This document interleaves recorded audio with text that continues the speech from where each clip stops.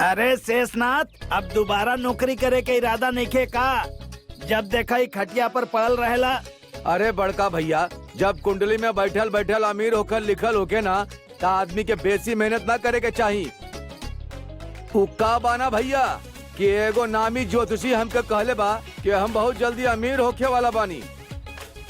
यही से हम शुभ घड़ी के इंतजार कर रहल बानी। हाँ बस जाए रहुआ अपन काम पर। अच्छा बा, तू किस्मत के धनी बाड़ा, धनी ही बन जाइबा। हमार किस्मत में तक कोल्हू के बैल के जैसन मेहनत ही करे के लिखल बा। चला चलत पानी। हाँ भैया जाए काम पर। जा जा, देर हो रहल बा। हाय दैया, इस चरपैया पर पड़ल पड़ल ना कुछ ना होगी। अब आग लगावे के बाद अब माचिस तो जलावे के ही पड़ी ना। और वैसे भी आज तक जौन कुछ कैले बड़ा सब मटिया पलेद हो गई। सही कर रहल बाड़ू छोटी। ऐसा लागेला ना कि भगवान जी तो हमने से कोनो दुश्मनी निकाल रहल बाड़े। हाँ, के भरल दोपहरिया में हारन बजा रहल बा।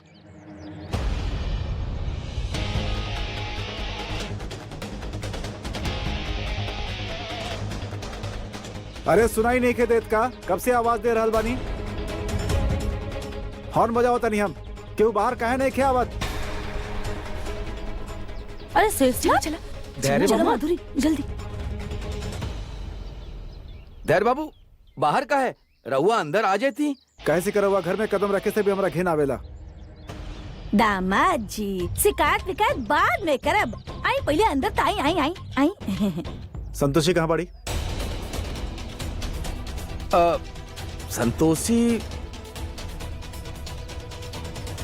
संतोषी तो रहुआ बाबूजी के संगे चल गई।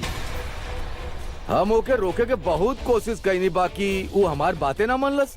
कहे लागल कि वो यहाँ रुकी तो रोग सबके फैल जाई। तो यही से वो चल गए। रहुआ तो जाने ली हम कितना प्यार करे नहीं उसे, बाकी ऐसन समय में हमने कुछ करे ना पाई। हाय दैया दामाद जी एकदम सही कर रहल बाड़े।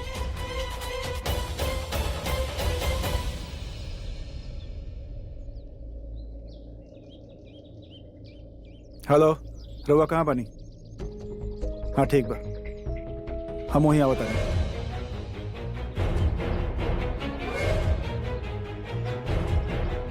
दामाद जी आई दामाद जी।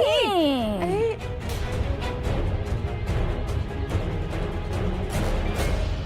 ससुर इस संतोषी में आखिर बा का? हाँ? जे के देखा ओकरा पीछे मरल जा रहल बा।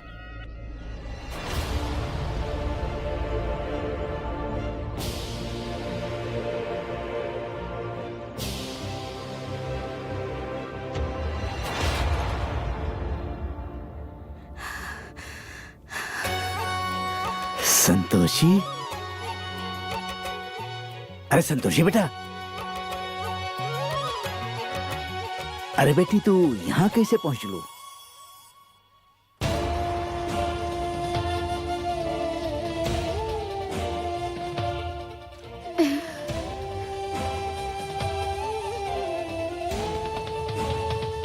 एके हम लेके आइल बानी।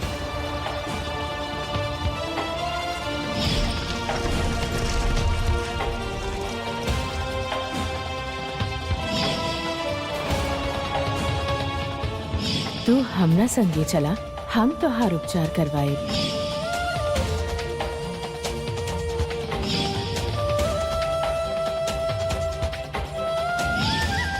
हम एकर उपचार भी कर रहल बानी। देखिए हम जानत बानी कि रउआ कोनो कसर ना छोड़ ले हो खब, बाकी कृपा करके ई जल से भी एकर उपचार कर दी।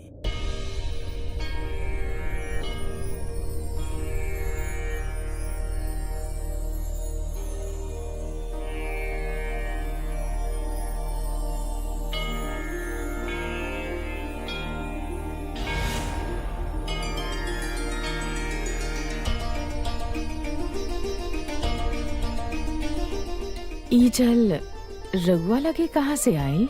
देखिए रास्ता में हमके कोनो एक बाबा मिलने, और ही बाबा और साधु लोग में हमार कोनो खास विश्वास बा ना। बाकी हमके आश्चर्य भइल। एह बाबा के संतोषी के हालत के बारे में पहले से आभास रहल, और ई जल उहे देले हमके, और एह कुटिया के रास्ता भी बतौले।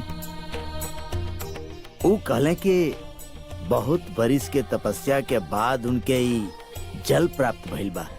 हमार विश्वास बा कि यह जल से हमार संतोषी बिल्कुल ठीक हो जाई। रउआ हमार अजूरी में ई जल डाली।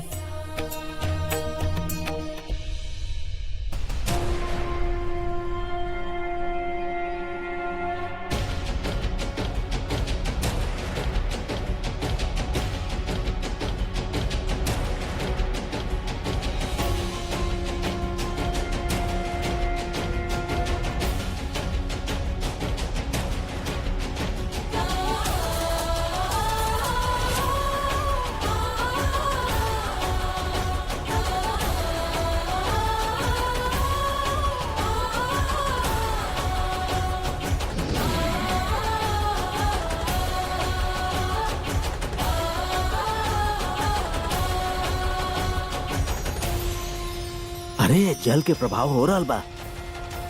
ओ साधु के जरूर संतोषी माता भेजले हुई हैं। यही काम सिर्फ संतोषी माता ही कर सकेली। जय संतोषी माता। बहुत बहुत धन्यवाद संतोषी माता।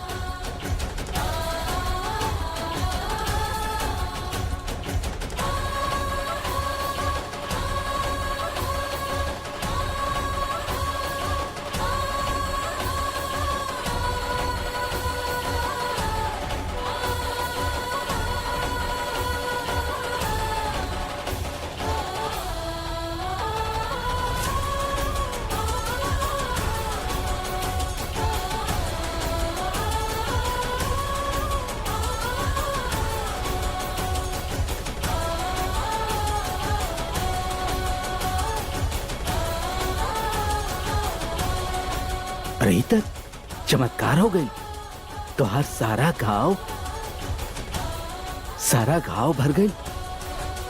जय संतोषी माँ।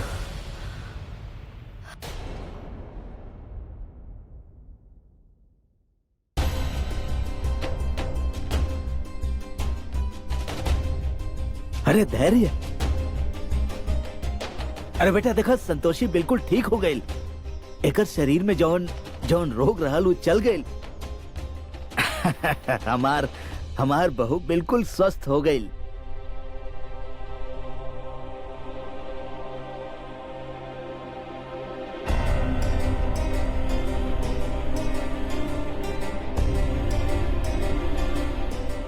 ये जरूर संतोषी माता के चमत्कार बा।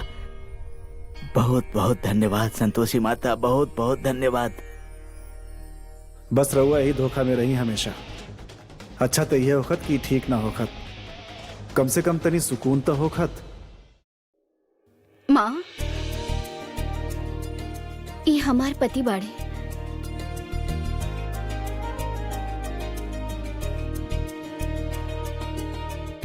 हम बाहर गाड़ी में वेट करता नहीं रहुआ लोग के। हाँ चला हम लेके आओ बनिए के। अरे बेटी चला अपना घर है। देखिए अब सब ठीक हो जाए। और वैसे भी बेटा वो घर तोहरा बिना बिल्कुल सूना लागत रहल।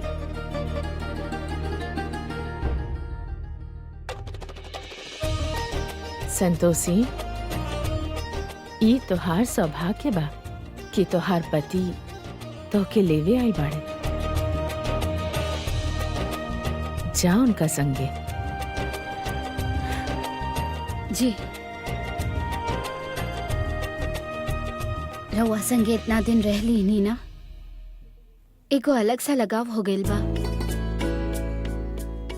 रहुआ के ऐसे अकेले छोड़ के जाए के मन नहीं खे करत।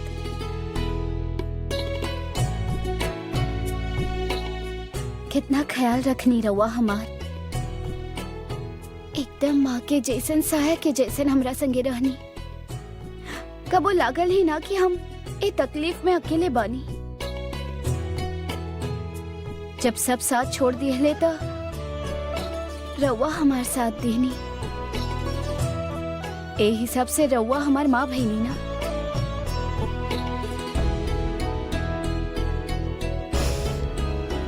चलिए अब ये नाते हमके आशीर्वाद दी। सदा सुहागन रहा और जब भी लागे तो के हमार जरूरत बा, आपन मन में हमके याद करी हैं, हम तोहरा लगे आ जाए। ई एगो माँ के वादा बा। राउर राउर धन्यवाद कैसे करी हम, बहुत बहुत धन्यवाद।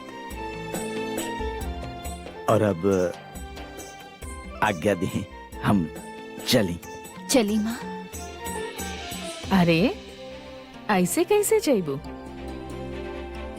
तोहार पति तोहके पहला बार लेवे आइल बाड़े, वो भी तोहरा माँ के घर से।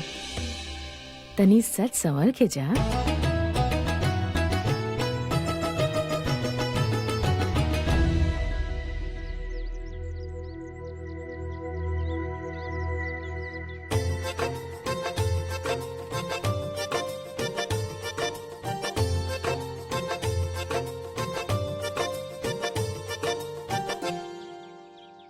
अरे बेटी, तू सामने बैठा ना।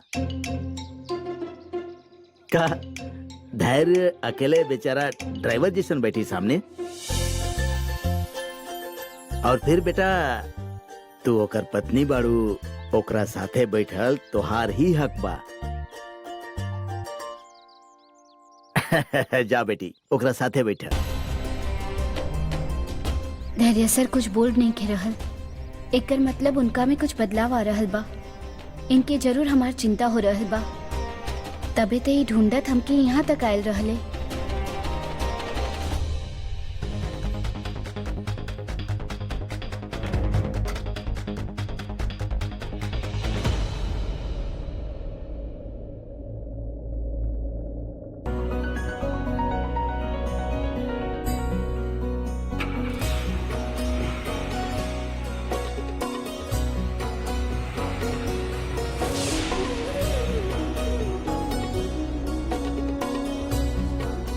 अरे धैर्य बेटा, बेटा हम बहुत दिन से गाना नहीं सुन ले, तनी रेडियो ऑन कर देना।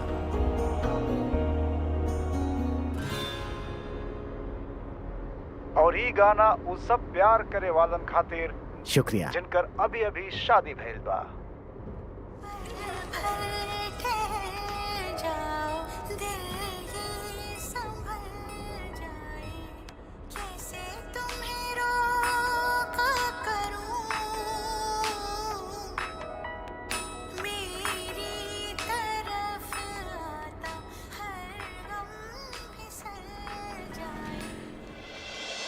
भाग्य अच्छा रहल तोहार संतोषी, यही से तू बच गईलू संतोषी, ना तो ये बात तोहार अंत निश्चित रहल।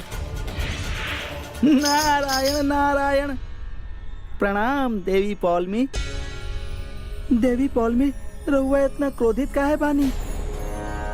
उसे देवी पौलमी, रहुआ के ज्ञात तो होखी ना कि संतोषी माता के भक्त संतोषी अब पूर्ण रूप से स्वस्थ हो गई बिया। माता संतोषी के कृपा ही बा, जैसे संतोषी इतना बड़ रोग से मुक्त हो गई। नारायण नारायण। देवर्षि, रउआ के काला गेला, हमरा लगे और कोनो कार्य नहीं खेका। जौन हम देवी संतोषी के भक्त के बारे में ही सोचत रही, ओकर लेखा जोखा अश्विनी कुमार के लगे बा। वैसे भी हमके संतोषी की अवस्था से काली हल्दी हल। नारायण नारायण। देवी पौलमी, रहुआ का सोचे नी और का ना, ओकर लेखा जोखा रहुआ के देव सभा में मिल जाए। शीघ्र, अति शीघ्र ही न्योता आवे वाला बा रहुआ खातिर। नारायण नारायण।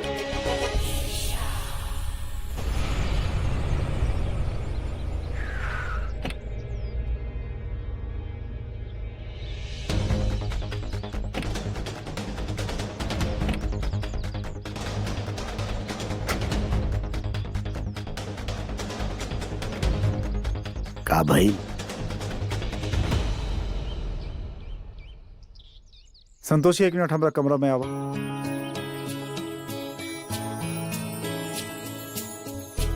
देख लो बेटी,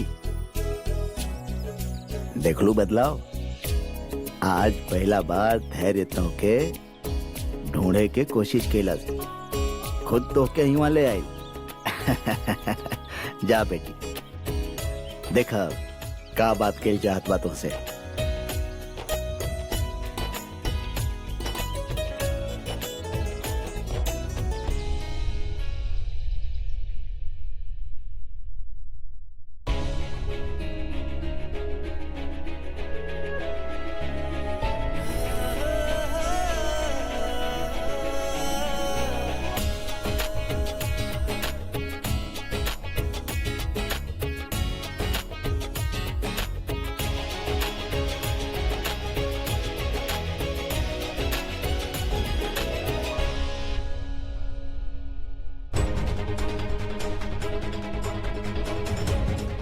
हमारा पासपोर्ट कहाँ बा?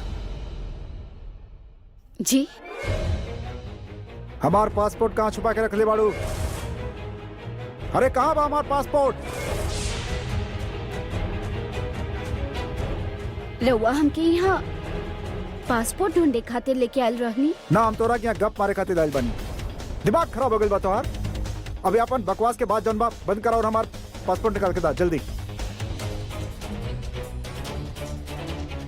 गो।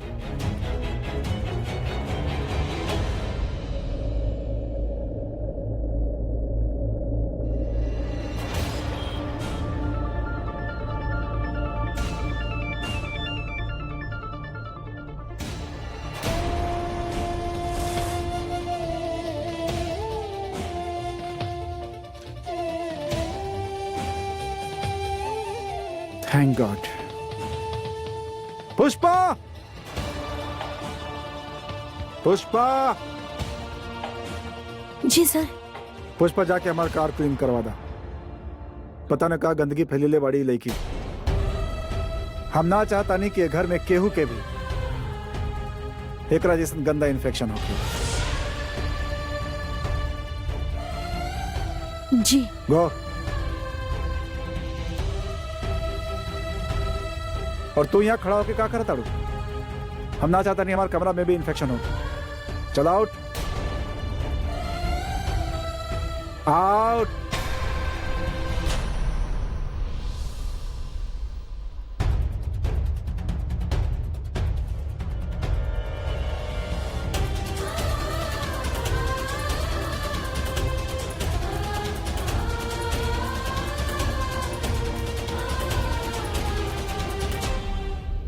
कैसन व्यवहार हो रहल बा संतोषी के संगे? कुछ क्षण पहले तो स्वस्थ भइल रहलू। हाँ के भी जाने कैसन खेल होखेला।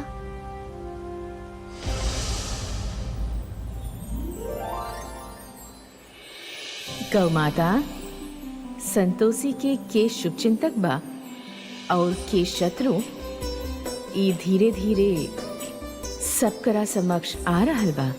माता प्रणाम। आयुष्मान भवा। रउआ विनय स्थान सुना रहल। गौ माता, हम जानत बानी रघुआ संतोषी खातिर व्याकुल हो रहल बानी, किंतु चिंता करे की आवश्यकता नहीं है। संतोषी के भाग्य में जौन बा वो हो के रही। ऐसन षड्यंत्र से ओके हानि ना होगी। संतोषी एगो आत्मविश्वासी लड़की दिया जे आपन उद्देश्य में अवश्य सफल होगी और जे ओकरा मार्ग में आई ओके पराजय के सामना करे के पड़ी।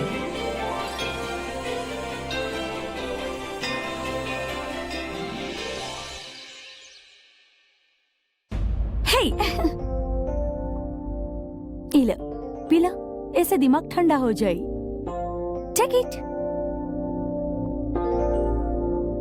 धैर्य लो। आना भाभी के कहला पर तू और नौकरानी की झेल रहल बाड़ा। बाकी तू चाह तो तू अभी भी रिया से शादी कर सकेला। ठीक बा, जब शादी की मूड बनी तो हमके बता दिया। भाभी रउआ रिया से मिलनी है? हाँ, मिलल भी बानी और उससे डिटेल में बात भी कहनी। हम का कह लियो हमरा से शादी करी ना? यस, वो तो शादी करे खातिर तैयार दिया। बाकी धैर्य तू ही बतावा, जब तक संतोषी यहाँ रहत बिया रिया यहाँ कैसे रह सकेले? तो हम का करें? हमरा कुछ समझ में नहीं ख्याल रहा। धैर्य, यदि तू स्मार्टली काम कर बना तो सोल्यूशन भी मिल जाये।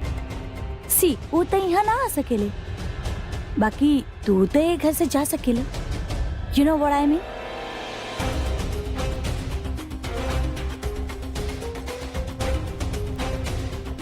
हमार भोला देवर जी, तो देख जा खा करत बानी हम। वाओ अब लागे मधु भाभी के झटका, और वो भी अपन प्यारा बेटा से। Oh, but you know what, I'm loving it.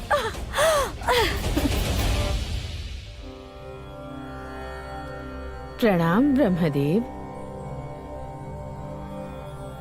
प्रणाम देवी लोग। नारायण नारायण। प्रणाम ब्रह्मदेव। प्रणाम माता। प्रणाम संतोषी माता। ई देवी पौलमी उचित ना कैली। अब पता ना एक कार्य के उनके का दंड मिली। कौना विभाग के संगे ए प्रकार के व्यवहार देवलोक के नियम के विरुद्ध बा। देवी पौलमी अब तक ऐली कहे ना, कहीं वो अपन बचाव खातिर कोनो योजना तो नहीं बना रहल बाड़ी। समस्त देवी देवता लोग के ई दायित्व बा कि वो मनुष्य जन के रक्षा करस। स्वयं ब्रह्मदेव हमके ई कार्यभार सौंपले बाड़े। जे भी मनुष्यन पर अत्याचार करी ओके दंड अवश्य मिली। हमनी के अस्तित्व हमनी के भक्तन से ही तबा, अतः हमनी आपन भक्तन पर कबो अन्याय ना होखे दे। और रहल प्रश्न देवी पौलमी के आगे के, तो वो तब विलम्ब कर सकेली, किंतु ये सभा के अवहेलना ना कर सकेली। वो भले ही देवराज इंद्र के पत्नी बाड़ी, किंतु सभा के नियम सब करा खातिर समान बा। उनके उपस्थित होखई के होखी। प्रणाम ब्रह्मदेव। प्रणाम देवी लोग।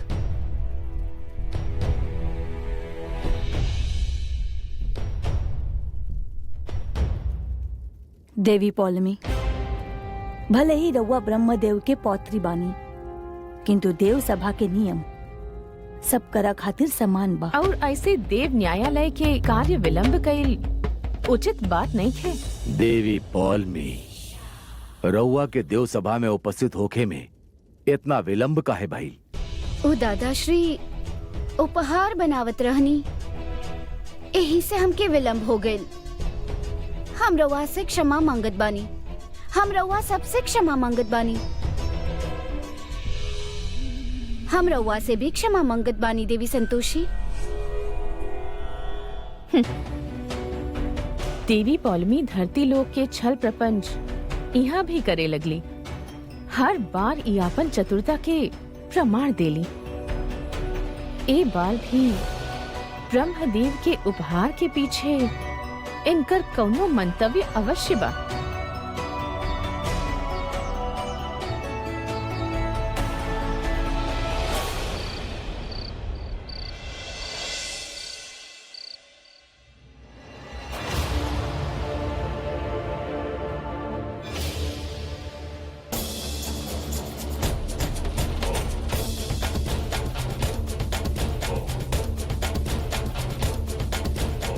इस संतोषी धीरे धीरे एक घर में सबके अपना और करत जा रहल बिया। अब हमके और भी चौकन न रहे के होगी।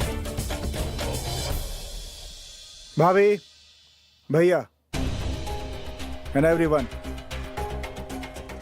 प्लीज लिसन। का भइल धैर्य? पहले खाना खाला फिर बात कइल भाभी जाए। एक मिनट। का हो गइल भाई के ये ऐसे काहे बिहेव कर रहल बा? हम देखत बानी।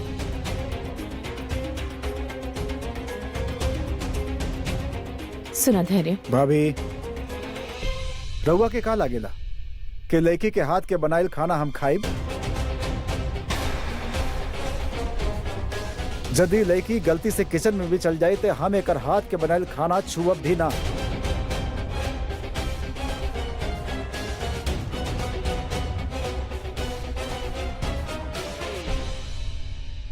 देखा धैर्य, हम जानत बानी की तो संतोषी से गुस्सा पड़ा। बाकी यू आर राइट। रउआ जाने नहीं कि हम संतोषी पर गुस्सा बने, तो रउआ सब ये भी जान ली कि रउआ सबके डिसाइड करे के पड़ी, काहे कि एक घर में या तो हम रहब या तो फिर लड़की।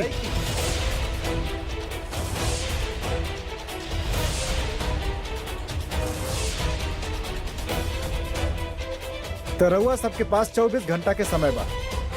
सोच ली, डिसाइड करनी कि रउआ सबके घर के बेटा चाहिए कि 2% के नौकरानी।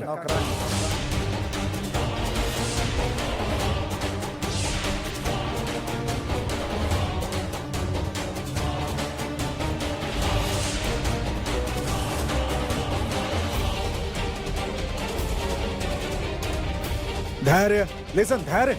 1 मिनट, धैर्य, हमारी बात सुना, धैर्य। यदि धैर्य ए घर से चल गई तो ये हमेशा हमेशा खातिर हमरा हाथ से निकल जाए। देवी पौलमी स्मरण रहे, देव सभा बा, यहाँ संबंध और उपहार के विषय में चर्चा कईल उचित नहीं थे। यही से हम युद्ध सभा में जौन रूप में उपस्थित बानी वही रूप में रउआ हमके संबोधित करी।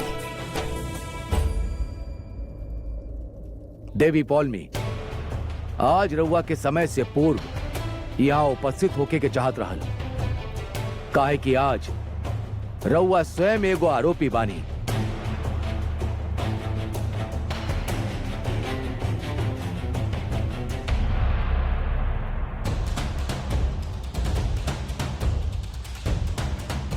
समस्त देवगण देव सभा में कृपा करके शांति बनौले राखें। ऐसे देव सभा के कार्रवाई में विघ्न उत्पन्न हो सकेला।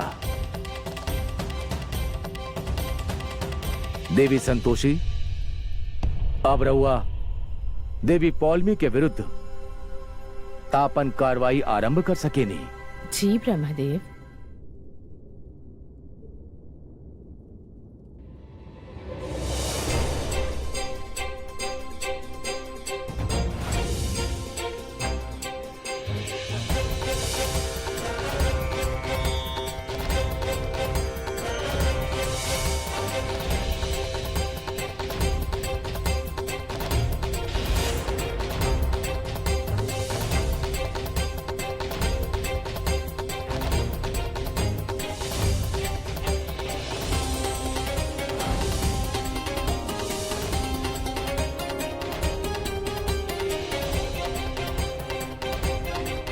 हम गुणासुर नाम के एगो असुर के जानत पानी, कदाचित माता वो हमनी के सहायता कर सकेला।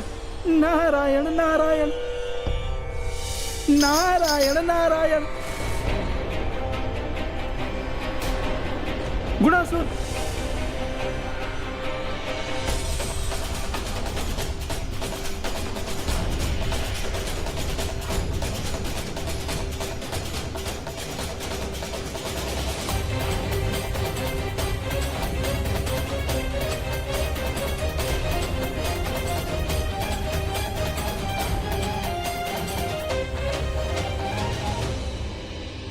ये देवी पौलमी के अत्यधिक निंदनीय कृत्य बा।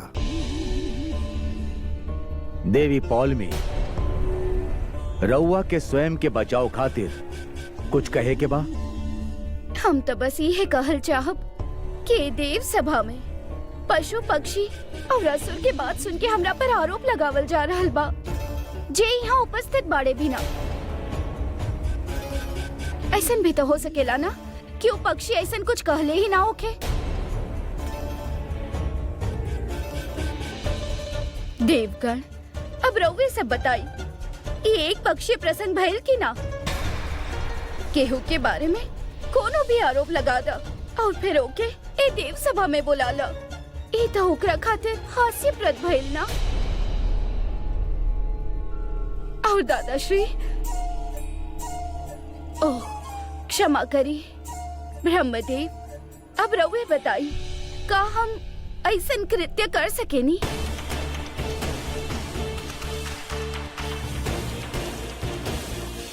ब्रह्मदेव, रउआ सर्वशक्तिमान बानी। यदि हमने साक्ष्य कारण के उपस्थित कर पाई तो रउआ स्वयं ही ज्ञात कर सकेनी कि सत्य का बा। यदि यहाँ भ्रम की स्थिति बनल रहल तो ये उचित नहीं थे। धरती लोक पर मनुष्य गण हमनी के आराधना करेले, हमनी के अपन आराध्य मानेले। यदि यहाँ भ्रमिक स्थिति बनल रहल तब मनुष्य गणन के हमनी देवता लोक पर से भी विश्वास उठ जाए। देवलोक में अशांति व्याप्त ना होके ऐसे साक्ष्य कारण के यहाँ उपस्थित करके उनकर साक्ष्य लिहल अति आवश्यक बा। देवलोक में जब देवी संतोषी के आपन वाहन खातिर दंड उठावे के पड़ल रहल तो आज के ये अभियोग भी विचारणीय बा। कौनो भी देवगण बिना आशंका के आरोप ना लगावेले। अतः हे ब्रह्मदेव, सब साक्ष्यकारन के उपस्थित करे ही के पड़ी। देवी पार्वती, राउर कथन पूर्णतया सत्य बा, किंतु एक बार जे मृत्यु के प्राप्त हो जाए ओके पुनर्जीवित कईल या उपस्थित कर पावल असंभव बा। ब्रह्मदेव, तका ई विवाद देवलोक में सत्य और असत्य के बीच झूलत ही रही। देवी, निर्णय तो अवश्य होगी, किंतु कोनो भी निर्णय लेवे से पूर्व हम सब तथ्य के पूर्वालोकन कई चाहत बानी।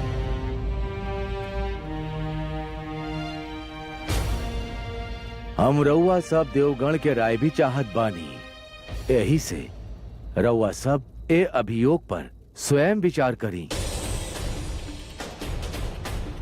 यही से हमें सभा के एक पहर खातिर स्थगित करत बानी।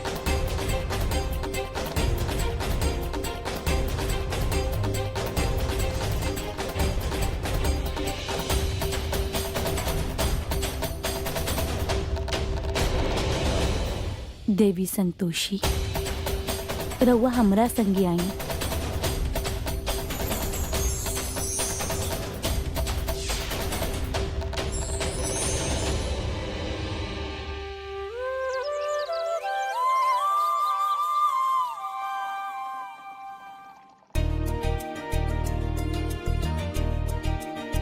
धन्यवाद बेटी।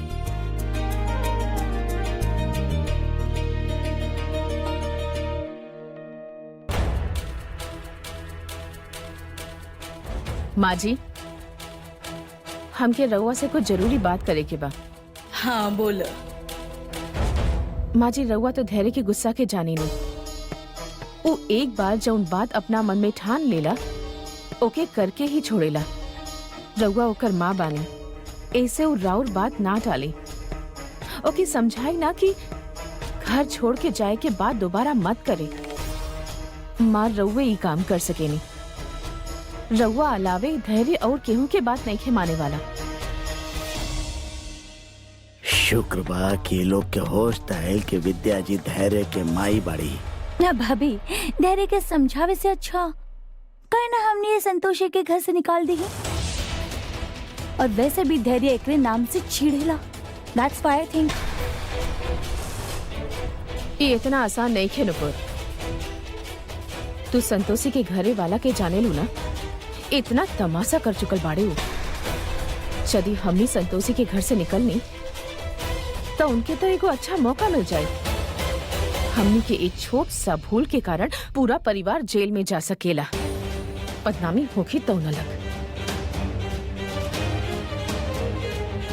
भाभी, हमरा के और क्रेडिट कार्ड चाहिए।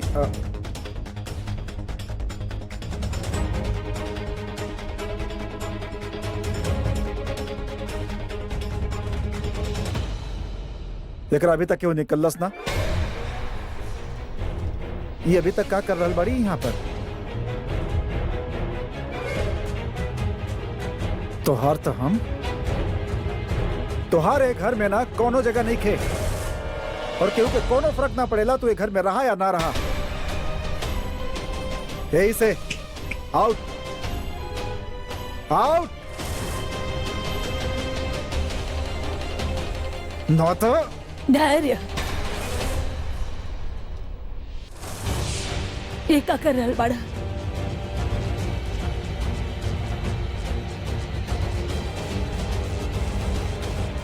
हमके फर्क पड़ेला संतोषी के जाए से।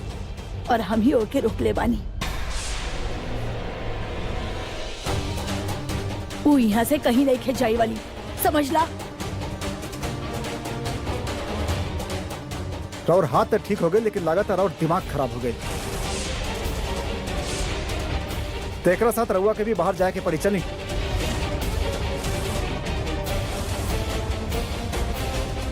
रउआ भी बाहर हो जाए।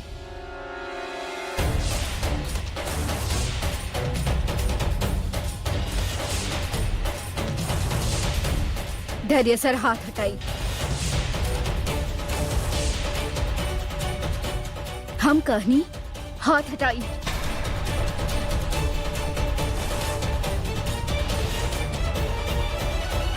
रउआ के जोन भी कहे के बाना हमके कही, काकी के कुछ कहब तो हमसे बर्दाश्त ना होगी।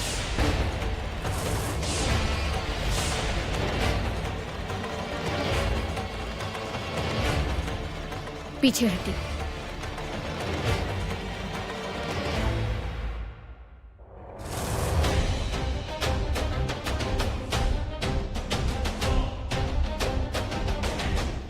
धैर्य बेटा, हमारी बात तो सुना। धैर्य,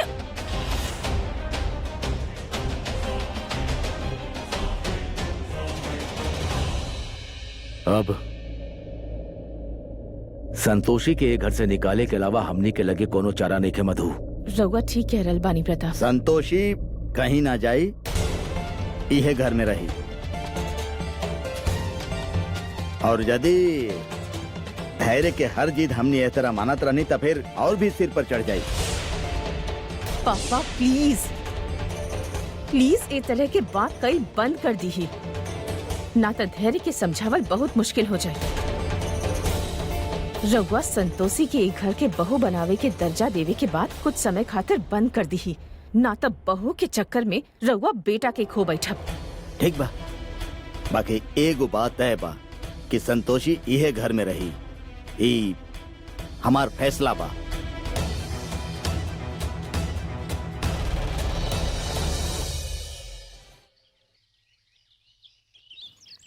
ए गुड्डू बेटा, पकड़ा।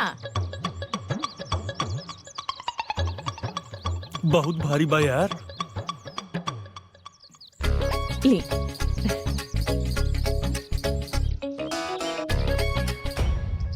गुड्डू बेटा, बड़ मेहनत लग रहल होखी ना, इतना भारी झोला उठावे में बड़ा तकलीफ हो रहल होखी। जिंदगी भर कुछ काम कइल होगा त समझा। ले देखे जिंदगी में एगो काम कइले रहला, उस सिकड़ा चिनुआ के उठवले रहला, ओमे भी खुदे पिटा गइला। चला। अरे अम्मा, तोहके तो कुछ पता बा ना। अरे बड़ा काम करे खातिर ना बड़ा खतरा भी होखेला ओमे। हाँ चला। बड़ा खतरा होखेला। बेवकूफ के बेवकूफे रहबा तू जिंदगी भर। बाकी बेटा बड़ा फायदा भी तो होखेला। तू बस अपन पापा के जैसन जिंदगी भर आलू टमाटर और हरा सब्जी ही खात रही है, मेवा कबो न खाई है। अरे माँ तू भी ना। अरे अम्मा सबर रखा, मेवा तो हम तोके जरूर खियाई, बस तनी पैसा का जुगाड़ हो जाएगा। का बाना गुड्डू बेटा, पैसा कमावे खातिर दिमाग लागेला और हिम्मत भी लागेला, और तोहरा लगे तो दोनों ही नहीं खे। अम्मा आजकल ना बहुत बोल रहल बाड़ू तू, हमरा लगे हिम्मत भी बा और दिमाग भी। हाँ बस वह सोचत रहनी कि अब कईल का जाए। सही कहेली बड़की अम्मा, तू ना जिंदगी भर अपन पापा के जैसन बेवकूफ के बेवकूफे रहबा। अरे कुछ सीखा अपन अम्मा से, स्मार्ट बना। अब ऐसन का करी यार कि अम्मा खुश हो जास। पुष्पा जी, ओ केहू पिज्जा मंगवले रहल। ओ पिज्जा तो हम ले तैनी, बाकी हमरा लगे पैसा न रहल। रहुआ तनी पैसा दे दे। ये पिज्जा धैर्य सर ऑर्डर कैले रहले। ओ तो के मना कैले रहले ना कि उनका कोनो भी खाना के हाथ मत लगाई हो। बाकी तो के तो हर जगह अपन टांग अड़ावे के होखेला। अब लाओ गए के। पुष्पा रहदा।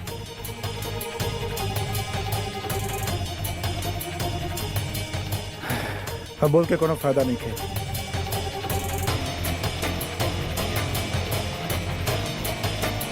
जाओ कर बिल दे दो। धैर्य सर हमके ना पता चुप। रहा कि